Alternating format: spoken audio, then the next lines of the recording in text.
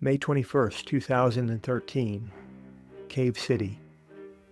Eugene arrived in his car this morning to take us to a place that he said was very special to him.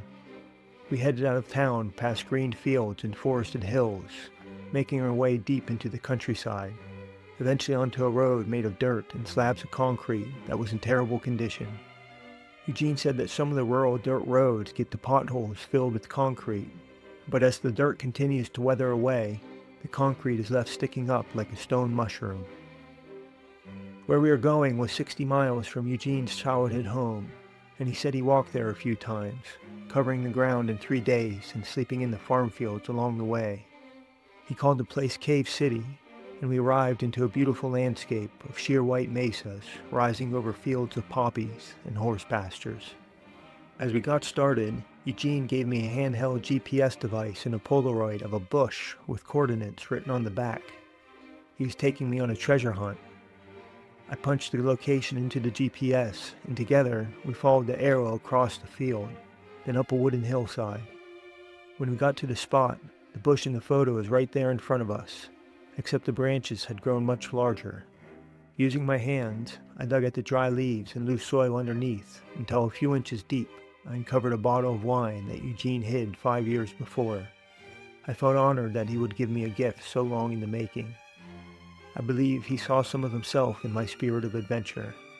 I thanked him for the bottle and for giving me a story of buried treasure. After finding the wine, we hiked up the side of one of the white mesas. Eugene explained that the people once lived on the flat tops. The cliffs offered protection in a time when battles were won by being higher on a hill. Where we reached the plateau, there was an abandoned village, the most unusual I have ever seen. Dozens of homes were carved directly into the stone. There were staircases and alleyways. Doorways led into large rooms with sculpted stone benches. Some rooms had windows, others had skylights. Ancient specks of paint still clung to the ceiling and walls.